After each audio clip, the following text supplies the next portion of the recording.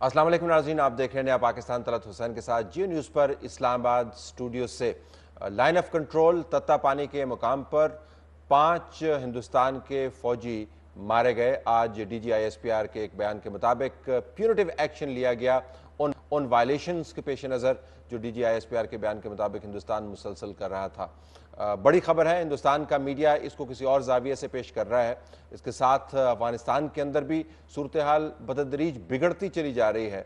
काबुल के अंदर अंदोनाक हमले के बाद आज एक सेनेटर के बेटे के जनाजे के ऊपर कब्रिस्तान के अंदर पै दर पै 3 धमाके हुए और उन धमाकों के अंदर 2 दर्जन अफराद अभी तक हलाक हो चुके हैं। इस मौके पर अफगानिस्तान के CEO भी मौजूद थे, लेकिन वो इस हमले में बच गए।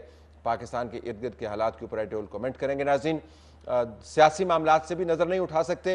आज हुसैन नवाज ने तीसरी के बाद चौथी पेशी अपनी GIT के सामने की और कहा कि मैंने अपनी तरफ से बहुत से दस्तावेज़ात दी हैं और हमें अगर दोबारा बुलाया गया तो आएंगे, लेकिन अगर हमारे साथ ज़्यादती हुई तो ना सिर्फ अदालतों का दरवाज़ा खटखटाएंगे बल्कि अवाम के सामने भी मामलात को रखेंगे।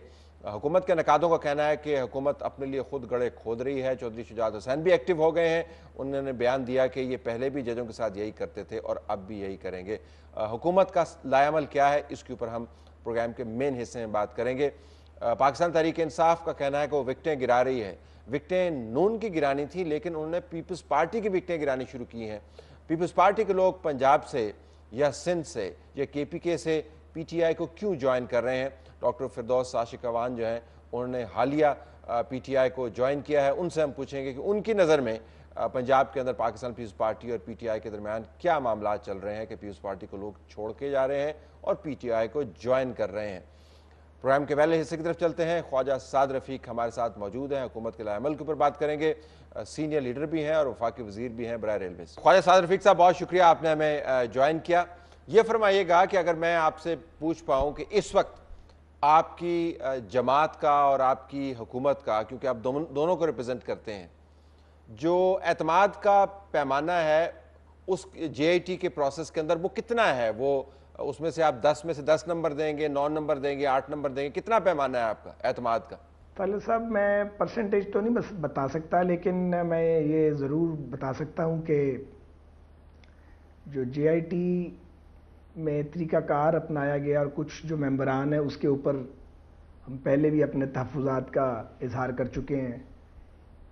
एक मेंबर ऐसे हैं जो PMLQ के, जो इतला है जो हमें बताया गया है, वो PMLQ के एक साबिक बड़े लीडर के करीबी अजीज़ बताए गए हैं और कुछ PTI से भी उनके अहले खाना की दिलचस्पी के बारे में बताया गया हमें। एक और साहब जो हैं वो शायद नैब में थे और उस वक्त मुशर्रफ साहब के दौर में मियाँ साहिबान के हवाले से ही तहकीकात पर मामूर थे और उस वक्त जो लोग नैब में काम कर रहे थे वो ख़ास तौर पे मुशर्रफ दौर में वो एक माइंड सेट ज़रूर था। उसके ऊपर बारहा बहुत से लोग बात कर चुके हैं, कोई ढकी छुपी बात नहीं है। रवैया भी एक आध मेंबर का ऐसा है जो मुनासिब नहीं है और तारिक शफ़ी साहब को भी जिस तरीके से जो उनके साथ गुफ्तगू की गई उसमें बार बार लाइन क्रॉस की गई, उसको लिए फिर अदालत में भी हमने जाके अपना एतराज़ जमा करवाया और इसके अलावा भी कुछ मसाइल हैं। अगर मैं आपसे पूछ पाऊँ, हुसैन नवाज साहब का मैं आज बातचीत सुन रहा था तो उसमें तो उन्होंने कहा जी कि जो मेरे से सवाल पूछे गए मैंने जवाब दिए और अगर कोई हमें मसला हुआ तो हम अदालत के सामने भी जाएंगे और उसके बाद हम अवाम के सामने भी जाएंगे। तो मां सिवाय एक मरतबा जो एतराज़ात उठाए गए जिसको कोर्ट ने रद्द कर दिया, अभी तक जो मेन लोग हैं उनकी तरफ से, दोनों नवाज शरीफ साहब के बेटों की तरफ से कोई बहुत बड़ा एतराज़ नहीं है। तो मैं ये जानना चाहता हूँ कि ये नून लीग की हुकूमत के अंदर ये जो हर वक्त बात होती रहती है JIT फेयर नहीं है या उसके अंदर मेंबरान जो है वो टिल्टेड हैं, इसकी बुनियाद फिर क्या है? जिनसे तहकीक हो रही है वो तो जब भी प्रेस से बात करते हैं मुतमईन नजर आते हैं। देखिए, जिनसे तहकीक हो रही है वो बहुत सी बातें मसलतन कह नहीं सकते, कर नहीं सकते। ज़ाहिर है अगर वो बात करेंगे तो कहा जाएगा कि ये तो डिस्टॉर्ट करना चाहते हैं, पर किसी ने तो अपनी तकलीफ़ बयान करनी है और जो एतराज़ात हमने अदालत में पेश किए थे उन्हें माना नहीं गया, मगर इसका ये मतलब नहीं है कि हमारे एतराज़ात ख़त्म हुए हैं। हमारे एतराज़ात जूँ के तूँ बदस्तूर मौजूद हैं, बल्कि शायद उनमें इजाफ़ा हुआ है हमारे तहफ़्फ़ुज़ात में ख़ास तौर पर।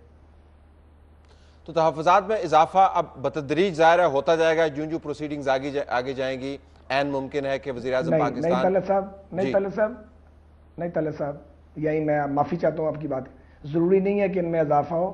یہ جو لوگ تفتیش کر رہے ہیں ان کے رویے پہ ڈپینڈ کرتا ہے. اور ہمارا اپنا، یہ میری پارٹی کا خیال ہے اور ہمارے جو قانونی مشیران ہیں ان کا بھی خیال ہے کہ اس پس منظر والے اگر کچھ لوگ تھے تو انہیں نہ ڈالا جاتا جے آئی ٹی میں، کیونکہ غیر جانبدار لوگ ہونے چاہیے. اور یہ دنیا میں انصاف دینے کا بنیادی اصول ہے، یہ ہم نے تو وضع نہیں کیا ہے.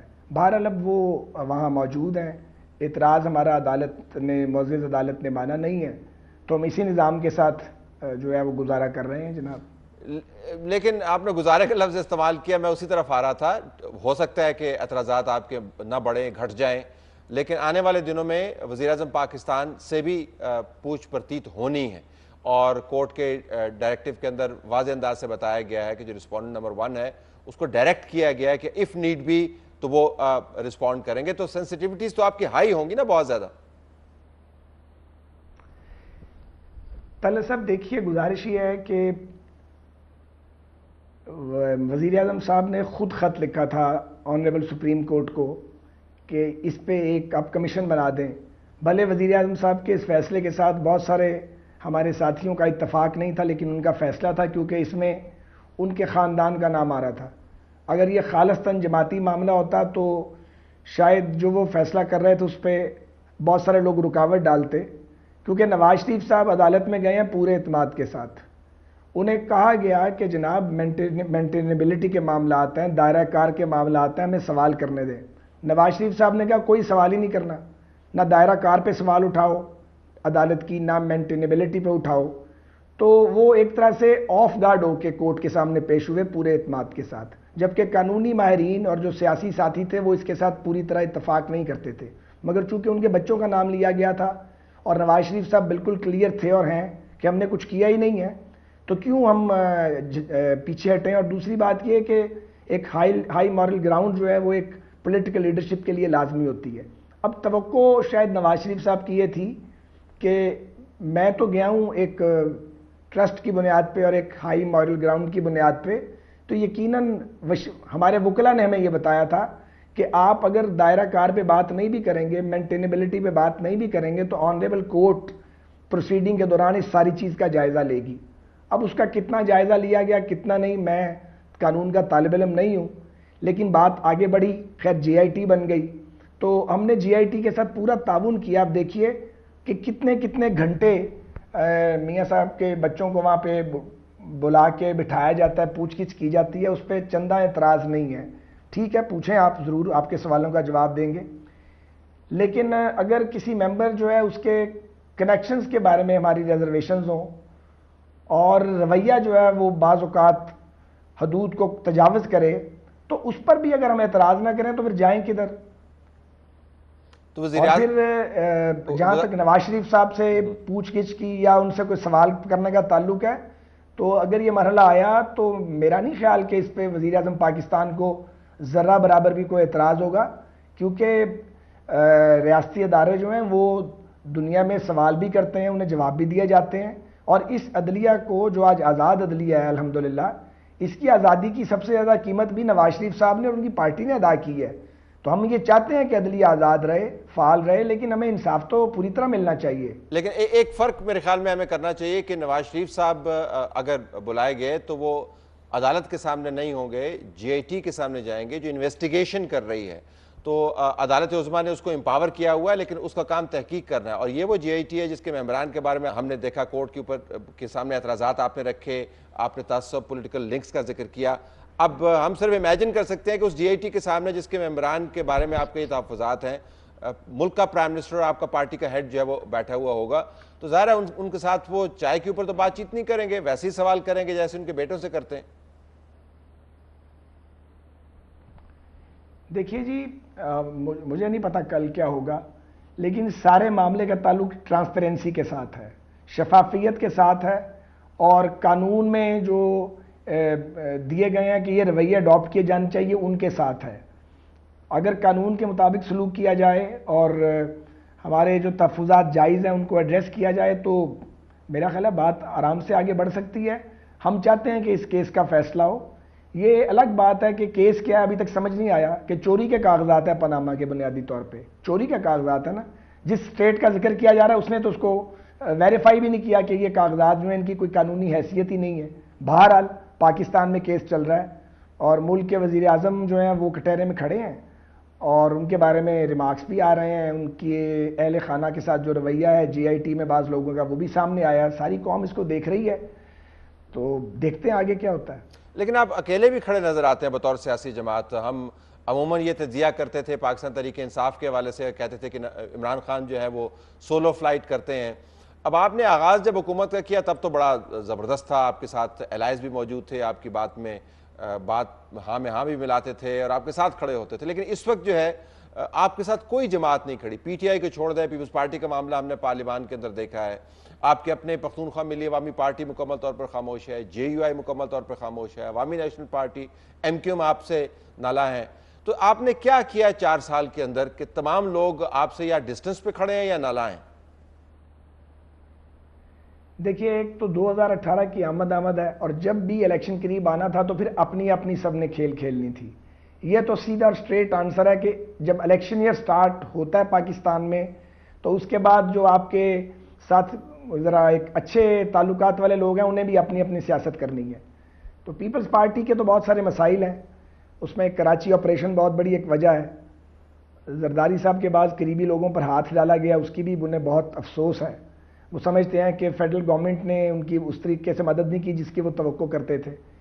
اور سب سے بڑھ کے یہ ہے کہ ظاہر ہے وہ اپنی کھوئی ہوئی ساکھ جو ہے اس کو واپس لینا چاہتے ہیں. اس کے لیے انہیں کوئی ایک ٹارگٹ چاہیے. تو فیڈرل گورنمنٹ اور پی ایم ایل این سے بہتر ٹارگٹ زرداری صاحب کو مل نہیں سکتا نہ پی ٹی آئی کو.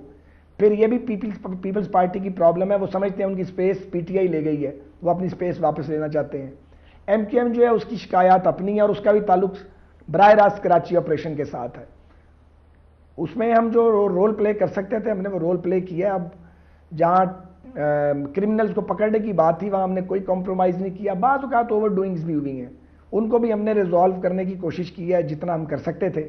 بہرحال تو ایم کیو ایم کی اپنی سیاست ہے, تو چونکہ اب سیاست شروع ہو چکی ہے پچھلے چند مہینے سے اور وہ فل سوئنگ میں ہے کیونکہ آگے لوگوں کو الیکشن نظر آ رہا ہے, نئی صف بندیاں ہوں گی, نئے اتحاد بنیں گے, تو اس میں پھر حکومت ہی کو ٹارگٹ کیا جاتا ہے. اس لیے میں اسے تنہائی نہیں کہتا, یہ سیاست ہے جو انتخابی سیاست کی طرف بڑھ رہی ہے.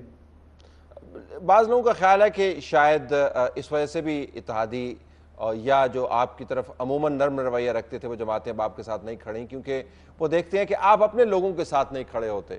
اور ایک لسٹ بن گئی ہے عملاً, سینیٹر مشاہد اللہ سے شروع ہوتی ہے, پھر اس کے اندر پرویز رشید صاحب ہیں, پھر طارق فاطمی ہیں, پھر نہال ہاشمی ہیں.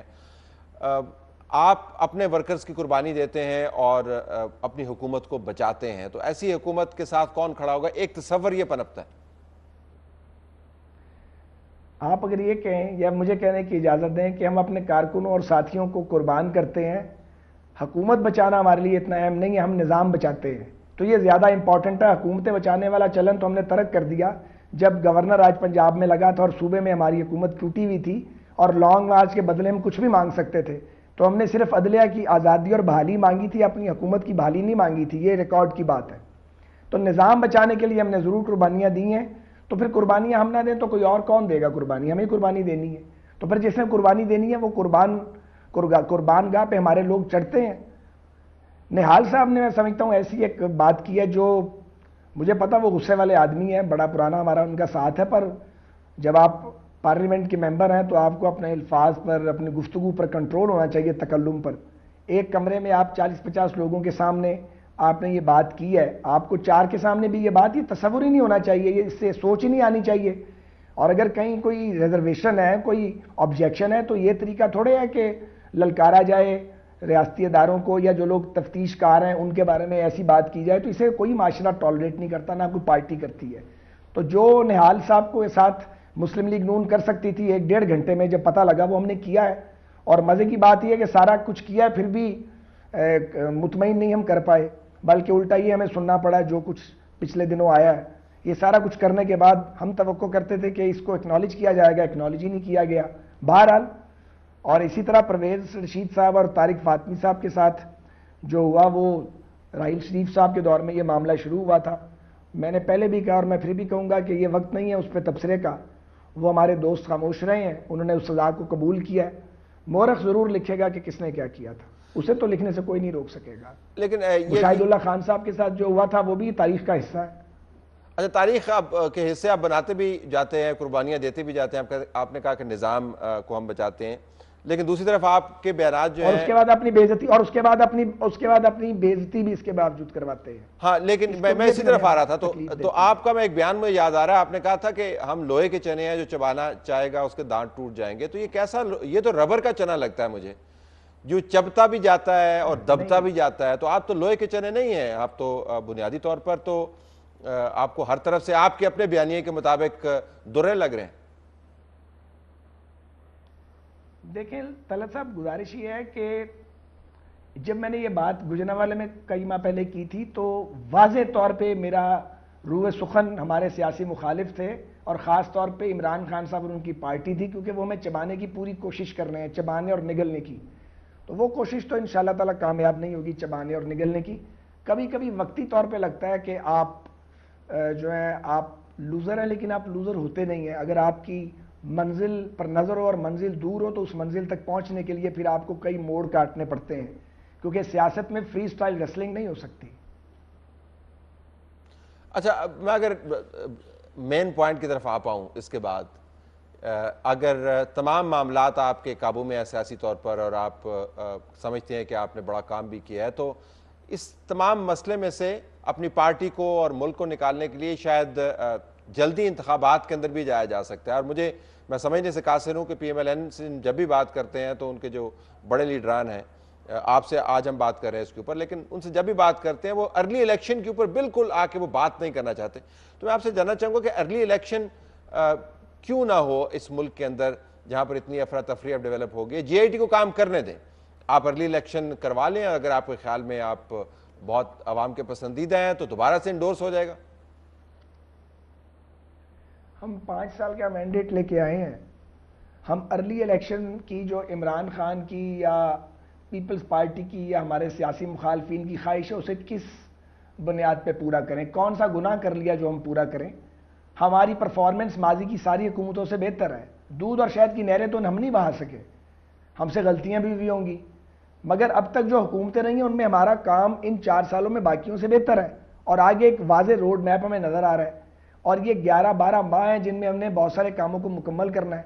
اس میں ہم پاکستان کو الیکشن کے اندر لے جائیں تاکہ وہ سارے ڈیولپمنٹل پروجیکٹ جو ہیں وہ ایک بار ڈسٹربڈ ہو جائیں. ظاہر ہے جب الیکشن میں جائیں گے تو پھر توجہ کون دے گا ان کاموں پہ؟ یہ الگ بات ہے, اس کا کریڈٹ کس کو ملے گا, لیکن ریاست کا پیسہ لگا ہوا ہے اور اسٹیٹ آف پاکستان کی بیٹرمنٹ کے پروجیکٹ ہیں, تو ہمیں اپنے دن جو ہمیں دیے ہیں پاکستانی لوگوں نے وہ پورے کرنے کا ہمارا حق ہے. ہم کیوں ارلی الیکشن کی طرف جائیں؟ الیکشن اپنے ٹائم پہ ہوگا انشاءاللہ تعالیٰ. لوگ زور لگا رہے ہیں, کئی راستے اڈاپٹ کیے ہیں ہمیں نکالنے کے, کبھی دھرنے کا راستہ, کبھی گالیاں دینے کا راستہ, کبھی الزام لگانے کا راستہ, اور کوئی راستہ نہیں بچا تو عدالت میں گئے پہلے ریگنگ کے نام پہ, وہاں سے اللہ تعالیٰ نے ہمیں سرخرو کیا. اب یہ جو ایک چوری کے کاغذات ہیں پاناما کے, جن کی کوئی قانونی حیثیت دنیا میں نہیں ہے, اس پہ ہمارے مخالفین 3 پٹیشنر چلے گئے عدالت کے اندر. اب وہاں سے وہ راستہ نکالنے کی ہمارے مخالف کوشش کر رہے ہیں. تو یہ مخالفت ہوا کرتی ہے. تھرڈ ورلڈ کنٹریز کی پالیٹکس اسی طرح کی ہے, صرف پاکستان کی ایسی نہیں ہے. ترقی پذیر ممالک میں یہ مسائل ہیں, آپ کام بھی کر رہے ہوتے ہیں اور لوگ آپ کی ٹانگیں بھی کھینچ رہے ہوتے ہیں. تو یہ چلتا رہے گا انشاءاللہ تعالیٰ. اپنے وقت پہ الیکشن ہوں گے پاکستان میں. تو اگلا سال پہنچتے تو آپ کی اور ٹھکائی ہوتی رہے گی میڈیا کے اندر, سیاسی مخالفین کی طرف سے پاناما کے مسائل آپ کے گلے پڑیں گے. جو آرگومنٹ ہے ارلی الیکشن کا وہ یہ نہیں ہے کہ آپ اپنے اوپوننٹس کو کنسیڈ کریں. آرگومنٹ یہ ہے کہ دنیا بھر کے اندر جمہوری حکومتیں جو ہیں, ابھی تھریسا مے نے کیا, یو کے کی جو پرائم منسٹر ہیں, انہوں نے کہا تھا میں نے الیکشن نہیں کروانے, لیکن الیکشن کے اندر وہ چلی گئیں. تو یہ ایگو کا مسئلہ بنایا ہوا لگتا ہے پی ایم ایل این کے اندر. ایک خیال یہ ہے نہیں بھائی, ایگو والا تو کوئی کام ہی نہیں پیچھے رہ گیا بھائی, یہ ایگو ہے. چھوڑیں ایگو کو. بات یہ ہے کہ پاکستان میں منتخب جمہوری حکومتوں کے ٹینیور پورا کرنے کی روایت موجود نہیں ہے, اور بھٹو مرحوم کے بعد زرداری صاحب کی حکومت نے ٹینیور پورا کیا تھا. تو ہم چاہتے ہیں پاکستان میں کسی کی بھی حکومت ہو, مرکز میں ہو یا صوبے میں ہو, منتخب حکومتیں اپنا ٹینیور پورا کریں. پاکستان برطانیہ نہیں ہے, یہاں ہماری اپنی بیگیج ہیں ہمارے ساتھ جن سے ہمیں جان چھڑانی ہے, اور اس ملک میں یہ بات اسٹیبلش ہونی چاہیے کہ جتنا مرضی زور لگاؤ اور سازش کرو، اڑنگے دو، پاکستان میں جمہوری حکومتوں میں اتنا دم ہے کہ وہ اپنا ٹینیور پورا کر سکتی ہیں۔ یہ بات مسلم لیگ نون کے لیے نہیں میں کہہ رہا، یہ میں ایک سیاسی نظام میں جو ایک اسٹیبلٹی آنی چاہیے اس کے حوالے سے بات کر رہا ہوں، ہماری یہ سوچ ہے۔ لیکن اس سوچ کا حامی اور کون ہے آپ کے ساتھ سارے پاکستان میں آج کل؟ مجھے طلعت صاحب یہ بتائیں کہ کیا ضروری ہے کہ آپ کی سوچ کے حامی جو ہیں وہ ہر وقت ہر جگہ پائے جائیں؟ ہم نے 2013 میں ووٹ لیے، ہم لارجسٹ پولیٹیکل پارٹی کے طور پہ سامنے آئے ہیں، 2018 کے امتحان میں دوبارہ آئیں گے۔ اب اگر اجازت دیں تو کہہ دوں کہ اگر میڈیا پہ یہ پروپیگنڈا بعض چینلز میں کیا جائے یا بعض لوگ کریں یا بعض سیاسی جماعتیں بات کریں یا بعض غیر سیاسی لوگ بھی یہ بات کریں تو ضروری تو نہیں ہے کہ ان خواہشات کی تکمیل کی جائے۔ ہم کوئی پابند تو نہیں بیٹھے ہوئے اس چیز کے، ہم ایک سوچ رکھتے ہیں اور اس سوچ کے ساتھ ہی آگے بڑھ رہے ہیں اور ہم کام کر رہے ہیں جناب۔ ہم سے غلطیاں میں پھر کہتا ہوں بہت ہوئی ہوں گی، لیکن کام ہم نے ماضی کی حکومتوں سے زیادہ کیا اللہ کے فضل سے، اسے جب چاہیں گنوایا جا سکتا ہے۔ تو ارلی الیکشن جو ہے آؤٹ آف کوسچن ہے، نہیں ہوں گے؟ اللہ تعالیٰ بہتر جانتے ہیں پروردگار نے اگلا ڈیزائن کیا ہے، لیکن ہماری پارٹی کے نزدیک ارلی الیکشن والا ایجنڈا ہمارے انڈر کنسیڈریشن نہیں ہے۔ خواجہ سعد رفیق صاحب بہت شکریہ، آج ہم سے بات کی۔ ناظرین ہمارا اگلا سیگمنٹ تیار ہے، اسٹے ٹیونڈ فار دیٹ۔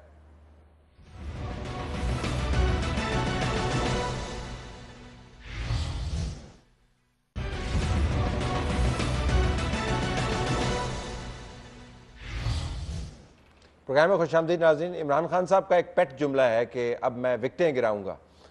اب وکٹیں مخالفین کی گرانی ہے اور مین مخالف ان کا پی ایم ایل این ہے، لیکن ابھی تک جو وکٹیں انہوں نے بہت سی گرائی ہیں سیاسی طور پر، وہ پاکستان پیپلز پارٹی کی گرائی ہیں۔ ہمارے پاس موجود ہیں ڈاکٹر فردوس عاشق امان صاحبہ، سابق وفاقی وزیر، جنہوں نے حالیہ پاکستان تحریک انصاف کو جوائن کیا، اور ایک طویل لسٹ ہے ان پیپلز پارٹی کے کارکنان کی اور لیڈران کی اور فارمر منسٹرز کی جو پی ٹی آئی کو جوائن کر رہے ہیں۔ آپ کا بہت شکریہ جی۔ یہ ذرا یہ بتائیے گا کہ آپ نے پیپلز پارٹی کیوں چھوڑی؟ پہلے تو اس کو طے کر لیں۔ بسم اللہ الرحمن الرحیم۔ طلعت، پہلے تو میں شکر گزار ہوں آپ کی، اور دیکھیں پاکستان پیپلز پارٹی کیوں چھوڑی کئی چینلز پہ میں نے بتایا، لیکن جو ریالٹی ہے وہ یہ ہے کہ اس وقت پاکستان کے جو عوام ہیں وہ جو توقع لگائے ہوئے ہیں پاکستان پیپلز پارٹی کی قیادت کے ساتھ اور پارٹی کے ساتھ اور آئیڈیالوجی کے ساتھ، انفارچونیٹلی بینظیر بھٹو شہید کی شہادت کے بعد پارٹی کی وہ کمٹمنٹ جو ہے گراس روٹ لیول پہ نظر نہیں آ رہی۔ جو گیپ ہے between the worker and leadership, وہ کمیونیکیشن گیپ جو ہے الٹیمیٹلی کرائسس کو جنم دے رہا ہے۔ آپ دیکھیے کہ وہ نچلی سطح کا ورکر ہو، وہ یو سی کا لیڈر ہو، وہ ایم پی ہو یا ایم این ہو، ہر شخص اونرشپ مانگتا ہے اور ہر شخص یہ سمجھتا ہے کہ میری کمیونیکیشن ڈائریکٹ ہو اور میں اپنی پارٹی کے ساتھ، کیونکہ ہمارا رائیولری پنجاب کے اندر جو ہے پی ایم ایل این ہے، پی ایم ایل این کے ساتھ جہاں ہم گلی محلوں میں اپنی اپنی کانسٹیچوئنسی میں دن رات ایک دوسرے کے پولیٹیکل اپوننٹ ہوتے ہوئے ان تمام چیلنجز کو فیس کر رہے ہوتے ہیں، وہ تھانے کے ہوں، کچہری کے ہوں، وہ چھوٹے چھوٹے انسٹیٹیوشنل کلیش ہوں اور انٹرسٹ کلیش ہوں، تو وہاں پہ لیڈرشپ جب اوپر کی سطح پہ بیٹھ کے نون لیگ کی لیڈرشپ کے ساتھ اوورآل نیشنل کنسنسس کر کے یہ طے کرتی ہے کہ بھئی ہمیں آپس میں مل کے چلنا ہے، اور وہ تاثر اور پرسیپشن ورکرز کے اندر کہ یہ تو اوپر کوئی مکمکا ہو گیا اور ہم نیچے پس رہے ہیں، وہ پھر الٹرنیٹیو کی تلاش کرتے ہیں کہ مجھے مکمکا آپ کو لگتا ہے ہوا ہے پنجاب کے؟ اب آپ تو انسائیڈر ہے نا، تو تبھی تو آپ نے چھوڑا ہوگا دیکھیے مکمکا۔ طلعت، بات یہ ہے کہ 2013 کا الیکشن، مجھے یہ بتائیں کہ وہ رزلٹ جو آئے وہ بغیر مکمکا کے آ سکتے تھے؟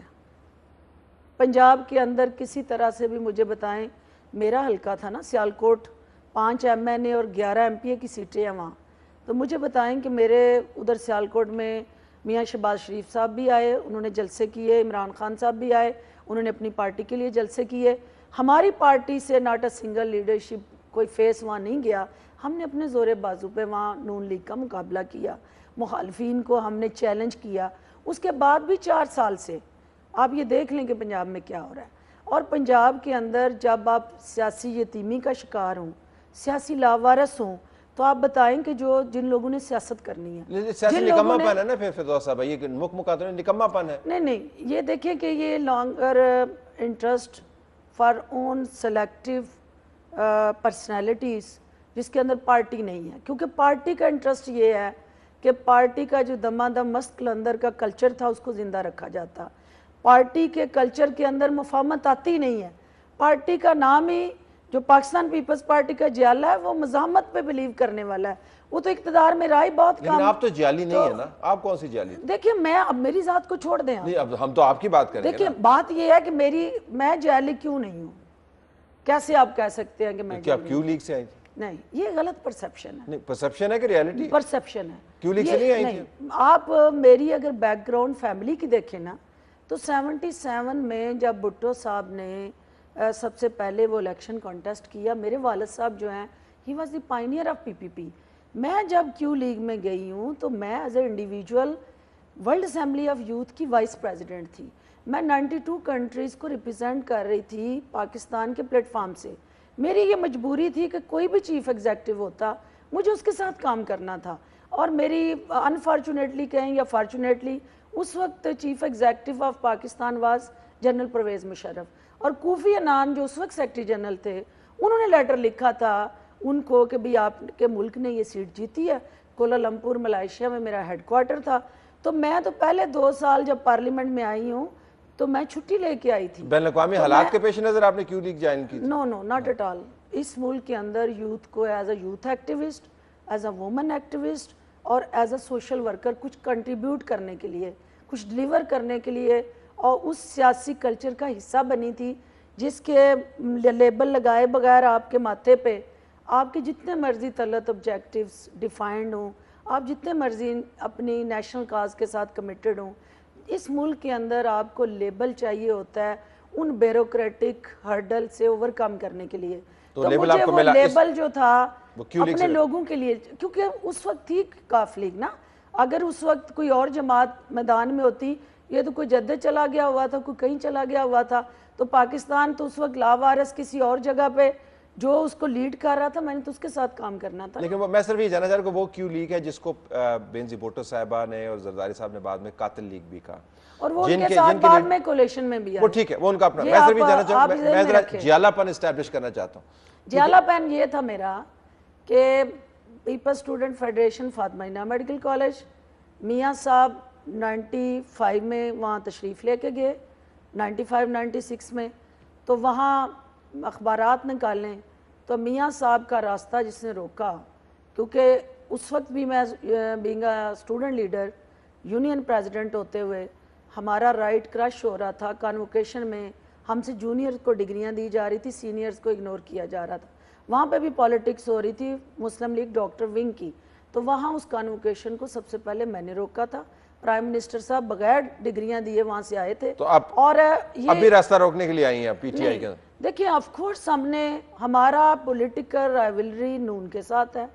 نون کا راستہ روکنے کے لیے ہمیں جہاں جہاں سے سپیس ملے گی ہم ان کو چیلنج بھی کریں گے, ان کے راستے کی دیواریں بھی بنیں گے, اور پاکستان کے عوام کے ساتھ کھڑے ہو کے ان کو جو واک اوور ہے نا, ایزی سپیس, ہر چیز کو بلڈوز کر کے وہ رونتے چلے جائیں, ہم ان کو یہ نہیں کرنے دیں گے. جہاں ہمیں بیٹر سپیس ملے گی, اگر میری جماعت میں اتنی جرات اور ہمت ہوتی اور وہ للکارتی, ان کو کھڑی رہتی اور وہ جیالہ کلچر دکھاتی, مزاحمت کرتی, تو ہمیں کسی کو ضرورت نہیں تھی اپنی پارٹیاں چھوڑنے کی.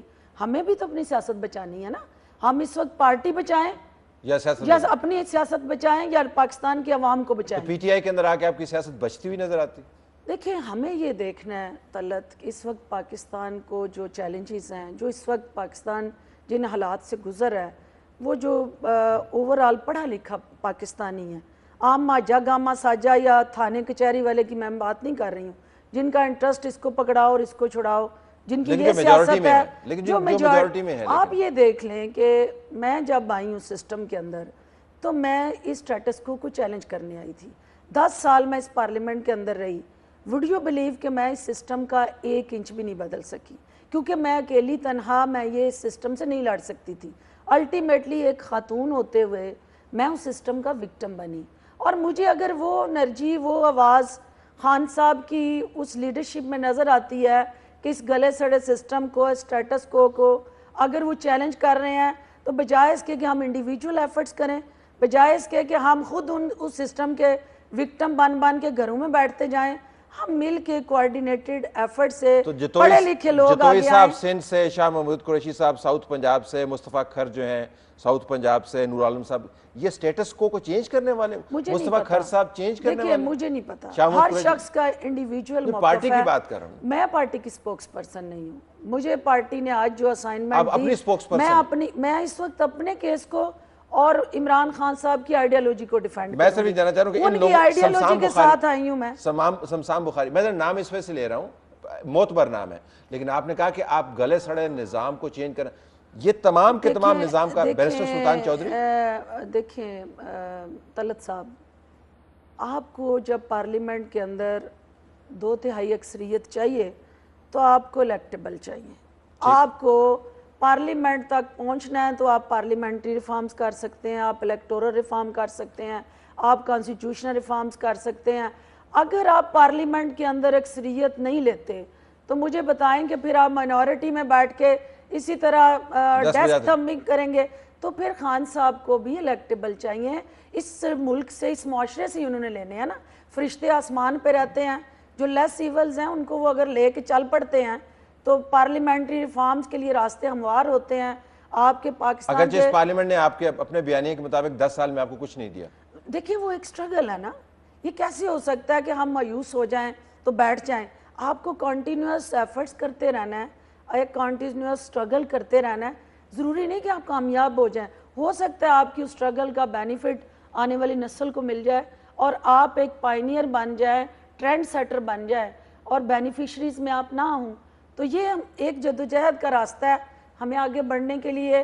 یہ قدم آپ مجھے خود اپنے صدقے دل سے بتائیں کہ یہ سسٹم جو مائنورٹی جس کی بینیفیشری ہے، میجورٹی کو آج تک 70 سال جب سے پاکستان بنا ہے اس سسٹم نے ڈیلیور کیا. میں بالکل صدقے دل سے آپ کو بتاتا ہوں، اور اس سسٹم کا جو حصہ رہے ہیں ان کی لسٹ بڑی طویل ہے، جو آپ کی طرف بھی اتنی لمبی ہے جتنی نون لیگ کی طرف لمبی ہے. بالکل آپ ٹھیک کہتے ہیں، لیکن leadership commitment is very important. Leadership کی اپنی موٹیویشن، ڈیڈیکیشن اور کمٹمنٹ جو ہے وہ بہت امپورٹنٹ ہے. اگر لیڈرشپ کمیٹڈ ہے نا اور وہ ڈیسائیڈ کرتی ہے کہ یہ میں نے کرنا ہے تو وہ نیچے تک اس کے اثرات جاتے ہیں. اگر لیڈرشپ مکمکہ اور ذاتی مفادات تک اپنے آپ کو کنفائن کر لیتی ہے اور اس کا انٹرسٹ صرف اپنی سیاست بچانا اور اپنی ذات تک محدود ہو جاتا ہے اور ایک صوبے تک حکومت اور حکومتی پروٹوکول میں وہ لگ جاتی ہے تو پھر وہاں چینج نہیں آتی. اچھا، آپ نے پروگرام ٹورڈز دی اینڈ میں اگر آپ سے پوچھنا چاہوں، آپ نے پروگرام کی شروع میں کہا تھا ہم نے کیچڑ ویچڑ بالکل نہیں چھانا اور ہمارا مقصد بھی نہیں، یہ میرا پروگرام اس قسم کا ہے بھی نہیں. لیکن اب آپ نے پرویز الہی صاحب کے ساتھ کام کیا، پرویز مشرف صاحب کے ساتھ کام کیا، زرداری صاحب کی پارٹی میں آپ رہیں، بلال بھٹو سے بھی ظاہر ہے آپ کا رابطہ، اور عمران خان صاحب. اگر آپ تمام لیڈران کو کا موازنہ کریں تو کوالٹی آف لیڈرشپ جو ہے آپ کو کون کون قریب نظر آتے ہیں؟ دیکھیں سب سے پہلے خان صاحب، اس لیے نہیں کہ میں نے ان کو جوائن کیا، ظاہر ہے میں ایک سوشل ورکر ہوتے ہوئے سب سے پہلے چونکہ اسٹوڈنٹ فیڈریشن فار پور پیشنٹ کی میں پریزیڈنٹ تھی ایف جے میں، فاطمہ میڈیکل کالج میں. ان کے ہاسپٹل کی پہلی یونٹیں جو لگیں ہم نے فنڈ ریزنگ کی اور ان کو سپورٹ کیا.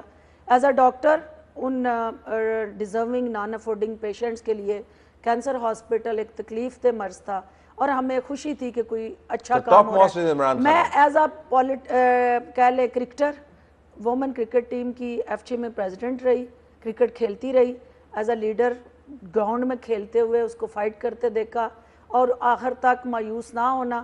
اور پھر اب دیکھ لیں جو اس وقت انہوں نے موقف اختیار کیا ہوا ہے، یہ بھی ایک بڑے حوصلے کی بات ہے، ہمت کی بات ہے کہ سارے لوگ ایک طرف ہوں اور ایک شخص آواز بلند کر کے کھڑا ہو. کے پی کے اندر آپ کی حکومت ہے، آپ پارلیمان کا حصہ ہیں، تو نظام سے باہر کدھر کھڑے ہیں؟ اندر کھڑے ہوئے ہیں آپ. نہیں، لیکن ایک صوبے کے اندر لمیٹڈ ریسورسز کے اندر سب سے بڑا صوبہ پنجاب ہے، سب سے زیادہ این ایف سی ایوارڈ میں حصہ. نمبر 2 پہ پھر کون آئے گا؟ نمبر 2 پہ آف کورس جنرل مشرف آئے گا.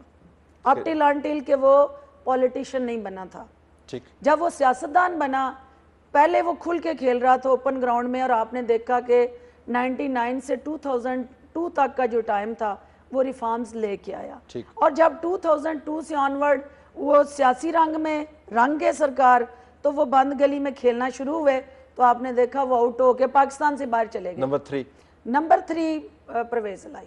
سب سے آخر میں پیپلز پارٹی کی یہاں پہ کمٹمنٹ ایگزسٹ کرتی تھی، لیکن جو ٹولز تھے نا جس نے اس کمٹمنٹ کو ٹرانسفارم کرنا تھا انٹو ریالٹی، ان کی کیپیسٹی نہیں تھی ان کے اندر. وہ مطلب ود ڈیو اپالوجی، آپ کا ورکر جیلیں کاٹے، کوڑے کھائے، قیدیں بھگتے، وہ اس کے کریڈینشلز ہیں، وی مسٹ اپریشیٹ دیم، لیکن اس کی یہ انٹائٹلمنٹ نہیں ہے کہ وہ آپ کے نیشنل انسٹیٹیوشنز کو بھی ہیڈ کرے. وہاں آپ کو پروفیشنلز چاہیے، وہاں آپ کو سکلز چاہیے، وہاں آپ کو میرٹ چاہیے. تو جب آپ اس پہ کمپرومائز کر جاتے ہیں تو پھر پرفارمنس آپ کو نہیں نظر آتی. Okay, I have to leave it there. Doctor صاحب بہت شکریہ، آپ نے میں جوائن کیا. ناظرین ہمارا اگلا سیگمنٹ تیار ہے، stay tuned for that.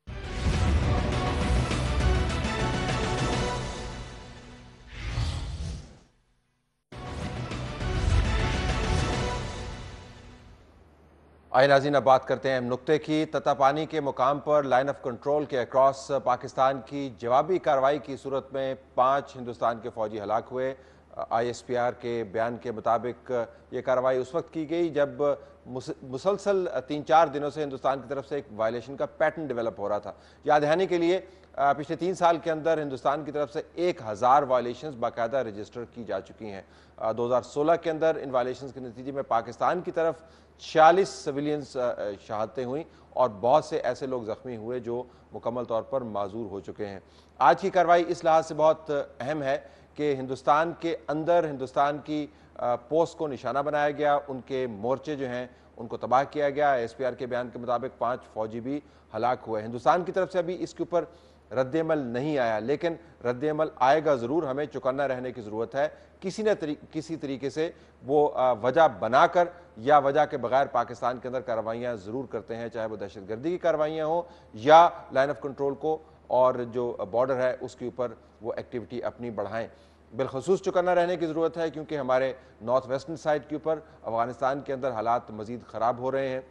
Kabul کے اندر جو اندرناک واقعہ ہوا اس کے بعد 2 دن تھوڑا سا امن رہا اور آج پھر ایک جنازے کے اوپر قبرستان کے اندر 3 پے در پہ دھماکے ہوئے اور ایک سینیٹر کے بیٹر کے جنازے میں جب یہ افراتفری مچی تو دھماکوں کے نتیجے میں ابھی تک 2 درجن افراد کے ہلاک ہونے کی خبر ملی ہے. افسوسناک واقعہ ہے، لیکن پاکستان کے بارڈر کے پار جب بھی یہ واقعات ہوتے ہیں تو افغانستان کی طرف سے پاکستان کو مورد الزام ٹھہرایا جاتا. تو ایک طرف لائن آف کنٹرول کا معاملہ ہے اور دوسری طرف افغانستان کی طرف سے وہ الزام تراشی ہے جو ایک ماضی کا پیٹرن رہی ہے اور ان واقعات کے نتیجے میں مزید الزام تراشی بڑھتی ہوئی نظر آئے گی. تو ہمیں دونوں اطراف کو دیکھنا ہے. یہ ہمارا آج کا اہم کا نقطہ ہے. ناظرین ہماری طرف سے یہی کچھ اجازت چاہتے ہیں. اللہ حافظ.